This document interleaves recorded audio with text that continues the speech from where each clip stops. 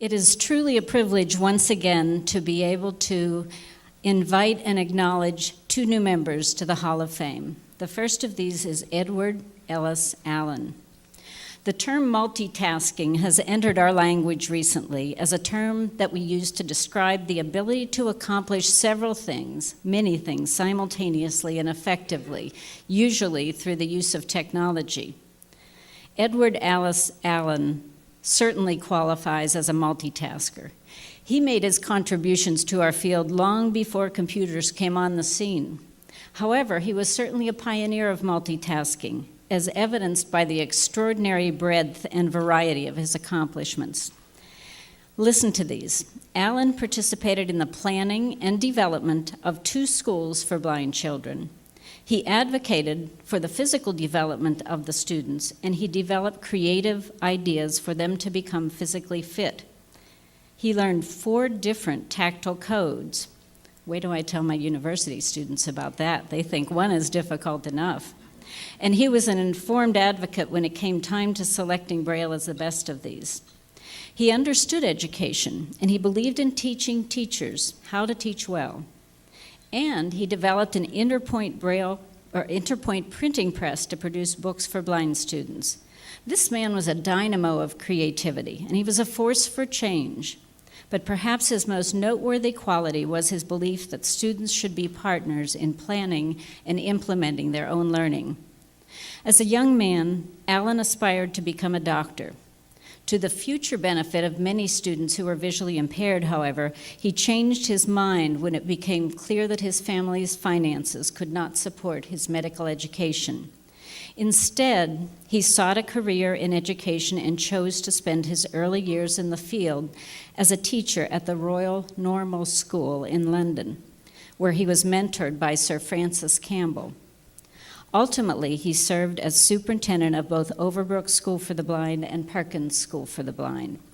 He was nominated for the Hall of Fame by Stephen Rothstein, president of Perkins School for the Blind, and Gerald Kitzhoffer, director of the Overbrook School for the Blind. Their nominations were supported by eloquent letters from Bernadette Kaplan, superintendent of the New York Institute for the Blind, Jan Seymour Ford, research librarian at Perkins, and Carolyn Friedman, president of the Board of Managers at Overbrook. Stephen Rothstein and Jerry Kitzhoffer are here tonight to provide a more comprehensive view of Allen's accomplishments. When you've heard their comments, I have no doubt that you'll agree with the governing board of the Hall of Fame that Edward Ellis Allen was a man of drive and creativity whose exceptional contributions in education of children with visual impairments deserve to be permanently recognized by the Hall of Fame. I am pleased to present Jerry Kitzhoffer and Stephen Rothstein with a plaque to acknowledge Edward Ellis Allen as a new inductee into the Hall of Fame.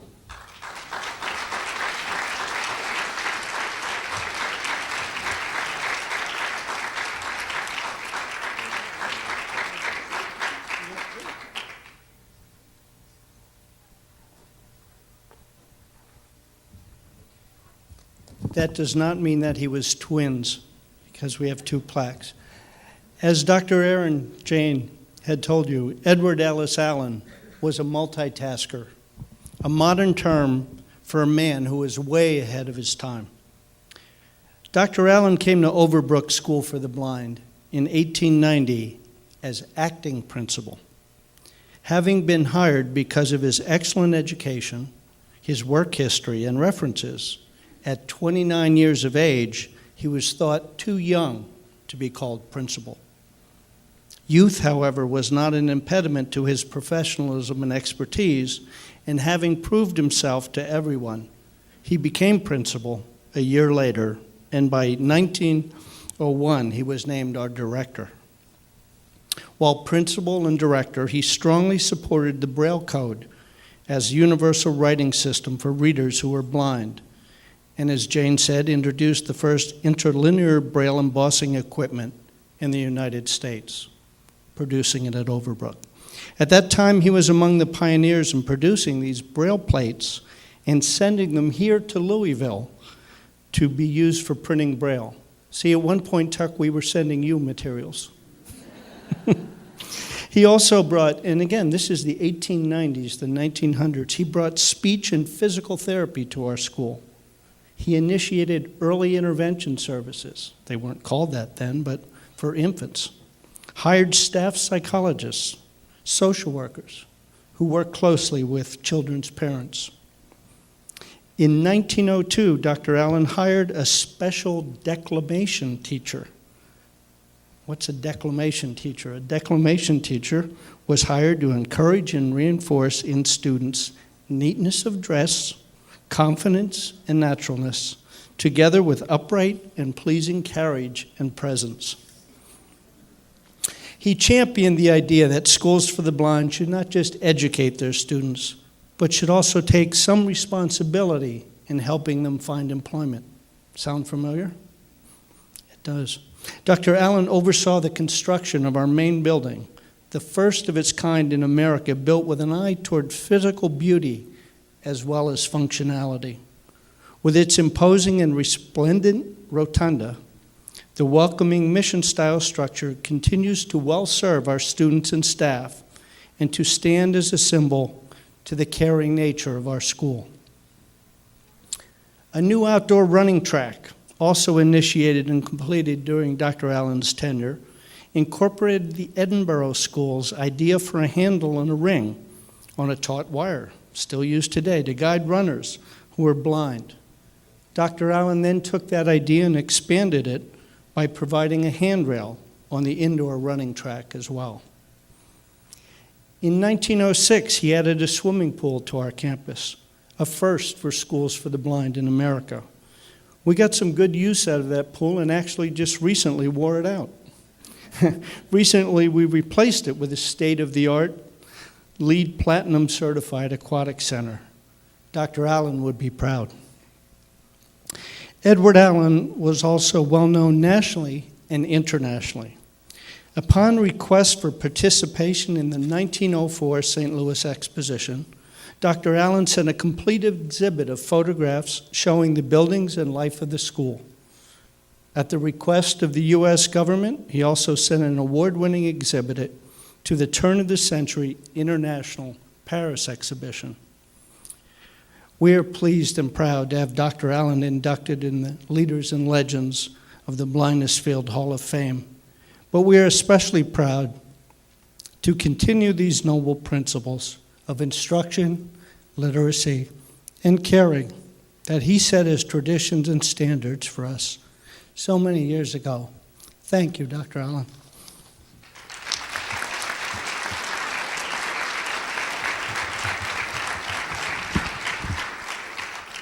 Thank you to all of the members of the governing board and to Tuck and everyone at APH for hosting this. We really appreciate it. And before I start, I want to ask Leslie Durst if you can help me buy one of those Jim Durst, because I don't know about anyone else, but I need one of those for my living room. So let's talk later, okay? What you've heard already about Dr. Allen is enough that would warrant an induction into the Hall of Fame before he even gets to Perkins. But after Overbrook, having accomplished so much, and you've just heard about it, he came from Overbrook to Perkins and was there and was the director for 25 years. During that quarter of a century, he made a profound impact. Many people know about our first director, Dr. Howe. Some people have heard about the second director, his son-in-law, Michael and Agnes. But very few people know about Dr. Allen and his accomplishments. So with deference to David Letterman, I'm just going to give you my top 10 reasons why we've nominated Dr. Allen. We're so thrilled that it was appointed. The first one is, by show of hands, how many of you have been to our Watertown campus? So there's probably 60%. He chose that campus. He moved us there and designed the buildings, the structure. If not for him, we literally could not be doing many of the programs today because we wouldn't have the physical environment, the space to do it. So we are literally all indebted to him in that respect.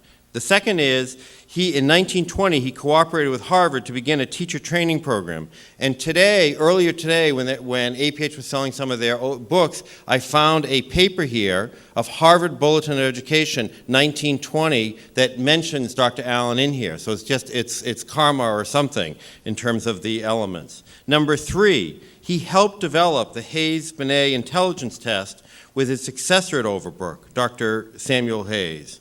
Number 4, he expanded services for students who are low vision and partially sighted.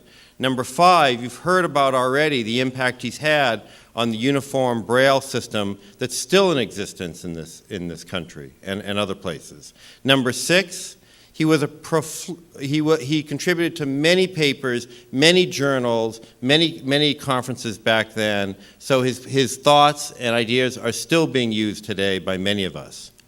Number 7, what today we'd call expanded core, introduced a course for young women to learn about housework and to live independently.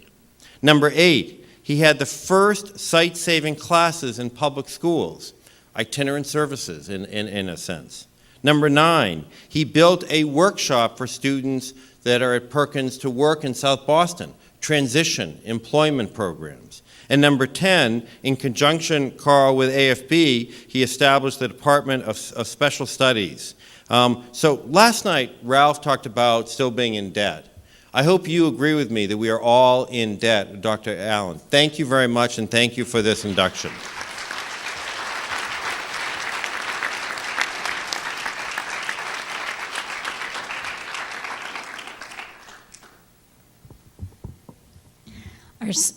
Pardon me. Our second inductee tonight is Dr. Sally Rogow. Now, most of you know that the folks at APH work magic, but you may not have realized that this evening they have extended the size of this room by about 2,000 miles. And sitting in this room with us are Sally Rogow and Cay Holbrook, and I understand a select group of friends and family who are with us by teleconference since Dr. Rogow was unable to attend in person. But we're very pleased to have them, and Sally and Cay and whomever else is with the group, we certainly welcome you. And we'll also hear Sally's remarks by video recording following my discussion of Sally's induction into the Hall of Fame. It's a particularly unique privilege to introduce Dr. Rogow because she helped me survive my doctoral dissertation, even though we had never met in 1984 when I completed the work. Sally's highly readable writing about language development of students with multiple disabilities provided an essential link between the purposes of research and the needs of students with multiple disabilities with whom I worked every day. Later on that year, after finishing the dissertation, I went to work at the University of Texas with Ann Korn, and Ann had this habit of getting me to call famous people whose names I had heard but I never dreamed of speaking to in person, and she suggested I call Sally about some question. You know, this was back in the olden days when we didn't have email or texting, so some of you remember this. You actually had to dial a phone and pick up a receiver in order to speak to somebody in person, and I remember that call because I'd never spoken with Sally before, and the idea of calling her was a little formidable to me. And when she picked up the phone and I introduced myself, I thought there must be some mistake because she greeted me warmly when I told her who I was, even though we'd never met and she had never had the opportunity to hear from me directly. Instantly, my telephone anxiety dissolved, and I found myself chatting away with her as if I'd known her for years. As I read the letters that came from former students who nominated Sally for the Hall of Fame, I was reminded of that first conversation with her. Her enthusiasm, her curiosity, and her belief in the resilience of others are characteristics that have made her well respected as a teacher and colleague. Most of us in this field know her as the heart of the teacher preparation program at the University of British Columbia from 1971 until 1995. Previously, she was a teacher at Michigan School for the Blind, and after that, a faculty member at Simon Fraser University. She was one of the first professionals in our field who demonstrated a strong commitment to providing educational services to students with significant multiple disabilities and visual impairments. And she was insightful in recognizing the ways in which nonverbal children could communicate effectively. Her commitments extended well beyond our own field. She worked toward prevention of abuse toward children with disabilities, and she wrote a book for young people on the experiences of teenagers during the Holocaust. Dr. Rogow was nominated for the Hall of Fame by former student Jacqueline Barrington, who said, "Sally has helped to strengthen my belief in the possibility of the human spirit. Sometimes when I could see no redeeming feature in a situation, Sally was able to find the smallest spark on which to be positive." Another student, Linda Watson, remembered that Sally had established a summer institute in which international experts, including Phil Hatlin, Sally Mangold, and Pete Wurzberger, came to UBC to share their knowledge with students. Myra Michelson, the past president of Jewish Women International, commented in her letter that Sally had been a tireless advocate for equal access to local services and institutions, and a leader in the development of programs and services designed to promote and enhance access and participation of the blind and multi-handicapped in both the Jewish and local community. Through her strength of character and her belief in the importance of every human being, Sally had shaped the future of many children with visual impairments in Canada and the United States. She exemplifies what an educator should be through her ability to guide her students and to know when the guidance is no longer needed. I wish Sally could be with us in person today so we could celebrate her contributions. But we do have a representative from Canada, Beth Newman, who is sitting with us, and we're very pleased to have Beth here representing Sally. And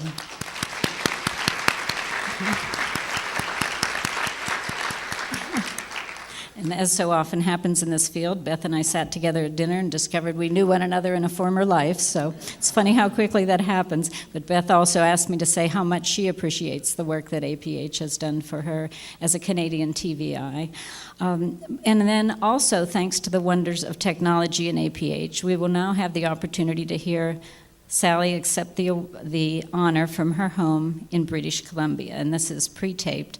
I went through a moment of panic when I tried to give the plaques to Stephen and Jerry when I realized that Sally wasn't there, but Jim just made me feel better by saying Sally already has her plaque. It's already there, so I don't have to hand it to her through the teleconference. Okay.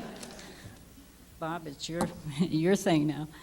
I am deeply honored to be inducted into the Hall of Fame for leaders and legends of the blindness field, in recognition of my efforts in establishing teacher preparation opportunities for teachers of students with visual impairments in Canada.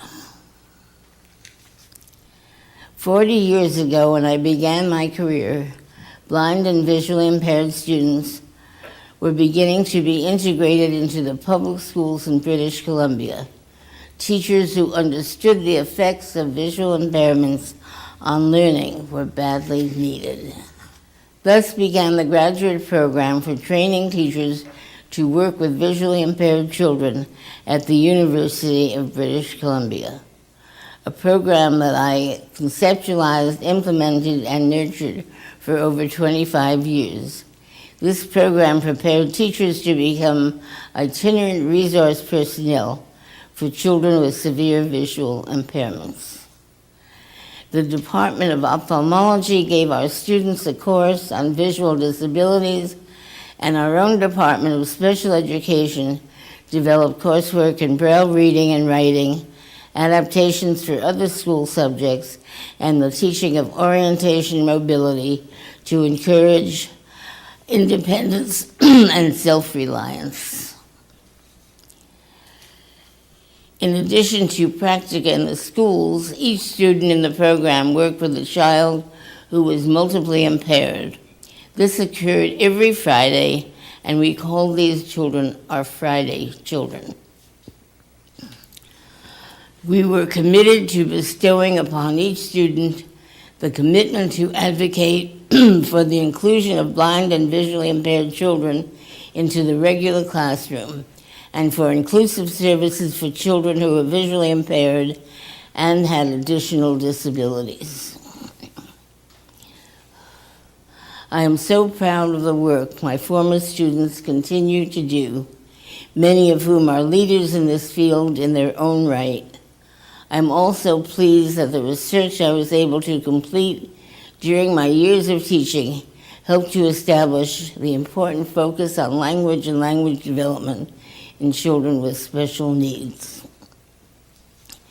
The students who entered the program were highly motivated, enthusiastic, and sensitive to the needs of the children. They were inspired by the children who were eager to learn despite their difficulties. I thank each of my students, several of whom were instrumental in nominating me for the recognition I am receiving tonight. The graduates of this program are the reason that the province of British Columbia has a leadership role in provision of educational services to this population. I want to thank Dean Scarf, Drs. David Kendall and Charlotte David, my teachers and collaborators at the University of British Columbia, who supported the idea and the reality of the teacher training program. After my retirement, Cay Holbrook took over the teacher preparation program, and I thank her for continuing to honor the importance of this work and for her support of tonight's recognition. My late husband, Bob, was a source of constant encouragement. The successes I achieved in my professional career are due in no small part to his recognition of the importance of this work and his belief in my ability to advance our understanding of the educational needs of blind and visually impaired children. After my retirement, I continued my work in advocating for visually impaired multi-handicapped children, including work on issues of abuse of children and adults with disabilities. I remain connected with many of my former students and with many parents who partnered with us in obtaining and maintaining important services for their children. As I survey the current research and professional literature in our field, I am gratified that much of the work of my professional life continues to provide a frame and foundation for newer generations of researchers and teachers. It is my wish that the gratification from doing this work continues to attract the best and the brightest to this important field. It is a great honor for me to receive recognition by this esteemed group of highly gifted professionals in the field of blindness and to be inducted into the Hall of Fame, a hall marked by the contributions of others in the vision field. Drawn as I was by the potential of each and every child, regardless of the special circumstances or challenges he or she brought to the classroom. I am truly honored. Thank you all very much.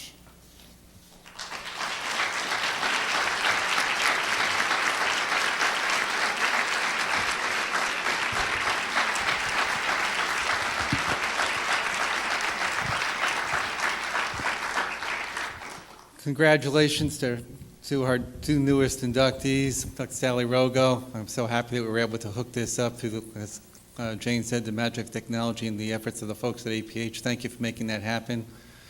To Steve and Jerry, for your wonderful words for Edward Ellis Allen. Thank you for enlightening us on the work he's done. And Jane, for another outstanding job in giving a great overview and history of our two inductees. Thank you. With that, I'd like to turn the program back over to Tuck, and thank you for attending this year's Hall of Fame induction ceremony.